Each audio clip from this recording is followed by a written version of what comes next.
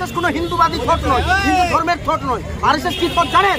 RSS thought হচ্ছে হিটলারের thought, ইসরায়েলের ফেসিবাদ, নাৎসিবাদ এর থট। আরএসএস হিন্দু সমাজকে গরু নাই, এটা প্রবাদ বাক্য বাংলাতে পাওয়া যায়। তো তিনি কি বললেন, তিনি তার জায়গা থেকে তিনি তো অনেক কিছুই বলেন, আর কখন সকালে কি বলেন সন্ধ্যায় তাদের খেয়াল থাকে না। তো যার কারণে তিনি বলেছেন যদি এ কথা বলেই থাকেন, আর আমরা শুনেছি তিনি বলেছেন যে আমরা পাশ করিয়ে রাখবো, তবে আমরাও ভারতবর্ষের 40 কোটি জনসংখ্যা মুসলমান, আমরাও দায়িত্ব নিয়ে বলছি আমরা সার্বিক শক্তি দিয়ে হলেও এই বিলকে আমরা ইনশাআল্লাহ প্রতিরোধ করে রুখবই।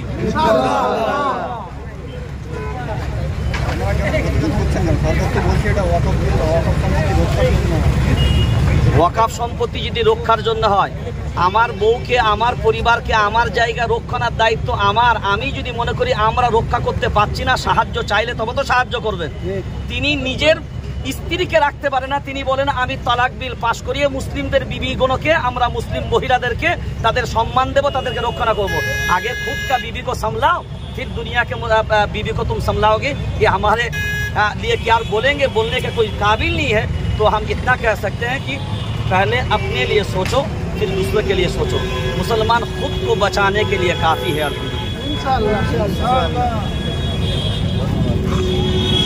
দাঙ্গা লাগা হচ্ছে আরএসএস থট। আরএসএস কোনো হিন্দুবাদী থট নয়, হিন্দু ধর্মের থট নয়। আরএসএস কি থট জানেন? আরএসএস থট হচ্ছে হিটলারের থট, ইসরায়েলের ফেসিবাদ, নাৎসিবাদ এর থট। আরএসএস হিন্দু সমাজকে একটা ভেলকি দেখিয়ে রেখেছে, আর কিছু না। হিন্দু সনাতন ধর্ম, হিন্দু শান্তির ধর্মের কথা বলে আজকে হিন্দু সমাজকে বদনাম রেখেছে। হিন্দু মুসলমান ভাই ভাই থাকবে, এর মধ্যে বিষ আমরা বাংলার হিন্দু মুসলমান লাগাতে দেব না, দেব না, দেব না। আজকে এত বড় একটা কিন্তু মুসলিমদের নিয়ে একটা প্রোগ্রাম হয়ে গেল, কিন্তু আমরা দেখেছি যদি কোথাও ধর্মস্থান বা ধর্মীয়ভাবে কোনো আইনিভাবে জটিলতা পড়লে এই ওয়াকফ সম্পত্তি থেকে বা কোনো মুসলিম ধর্মগুরু এসে তাদের পাশে দাঁড়ায়, তাদের নিজে লড়তে। এই বিষয়ে আপনি কী মনে করেন? না না, এটা ভুল ধারণা। অনেকে দাঁড়ানোর চেষ্টা করে, যাদের সমর্থনে কি করে দাঁড়াবে। বিশাল আমি ওয়াকফ নিয়ে অনেক আইন মামলা করেছি, আপনি আমাকে দেখবেন আমি ওয়াকফ ভোট ঘেরাও করেছি। আমরা তো চেষ্টা করছি, অনেক ধর্মগুলো চেষ্টা করছি। যে ঘটনা ঘটেছে ওখানে যদি কোনো মুসলিম ভাই ধর্মীয় আবেগকে কাজে লাগাতে গিয়ে যদি আইনি জটিলতা পড়ে, আপনি কি তাকে অবশ্যই ফ্রি অফ করে দেবো। আমি বারুইপুরে কাস্টোডিয়াল মমতা ব্যানার্জির লড়েছিলাম, 4জনকে চাকরি পাইয়ে দিয়েছিলাম, 4জনকে 5 লক্ষ বাধ্য করেছিলাম, 6 জন অফিসারকে সাসপেন্ড করিয়েছি, ওসিকে সাসপেন্ড করিয়েছি।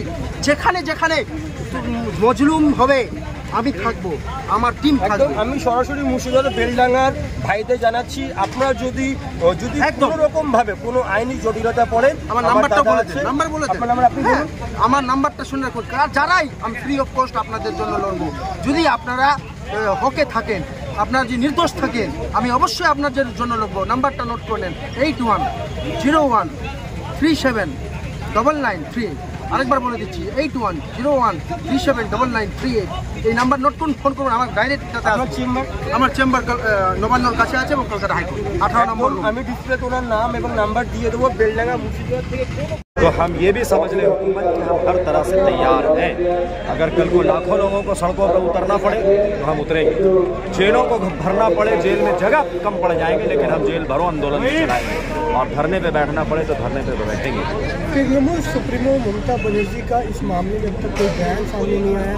ऑनरेबल ममता बनर्जी साहिबा से भी हम लोग ये रिक्वेस्ट की और इस मंच से भी आवाज़ लगाए हैं कि जिस तरह से यहाँ के लोगों ने, बंगाल के 30% मुसलमानों ने आपको 90% वोट देकर कुर्सी पे बैठाया है और पार्लियामेंट भेजा आपके मेंबरों को, तो आपसे भी ये रिक्वेस्ट है कि जिस तरह से आपने CA और NRC के खिलाफ में रेजोल्यूशन पास किया था, उसी तरह से इस बिल के खिलाफ भी आप रेजोल्यूशन पास करें और मेंबर ऑफ पार्लियामेंट को ये ऑर्डर करें, ये बताएं उन्हें कि पार्लियामेंट में प्लीज वॉक ओवर ना करें।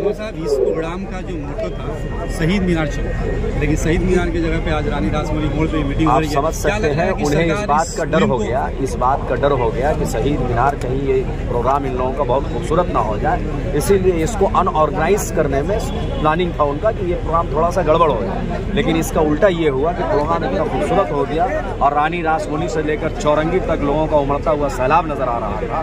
तो ये प्रोग्राम सक्सेस हुआ, लेकिन दुश्मनान की साजिश होती है, वो नाकाम करने की कोशिश कर रहे हैं। इतने बड़े प्रोग्राम में मेन स्ट्रीम मीडिया की तादाद कम दिख रही है। आप तो समझ सकते हैं मेन स्ट्रीम अल्टरनेटिव मीडिया का रोल, इस पर ज़्यादा कुछ बोलने की ज़रूरत नहीं है, लेकिन उसका अल्टरनेटिव आप सब तो हैं जो लोगों तक बात पहुंचाने का काम करते हैं माशाअल्लाह।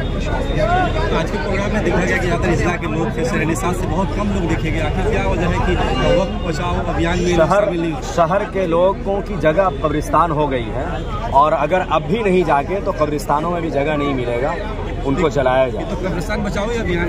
हाँ, तो वही तो बोल रहा हूँ कि अब नहीं जागे तो कब्रिस्तानों में भी जगह नहीं है इनके लिए। इसीलिए शहर के लोगों से ये पैगाम देना चाहता हूँ, और आइमा मसाजिद को भी और तमाम लोगों को भी, तमाम क्लब के मेंबरान को भी, कि पार्टी का झंडा छोड़ो भाई और अल्लाह का झंडा पकड़ो। ये दीन और शरीयत का मामला है। अगर अपने नस्लों की हिफाजत चाहते हो तो हर मुहिम में शरीक हो।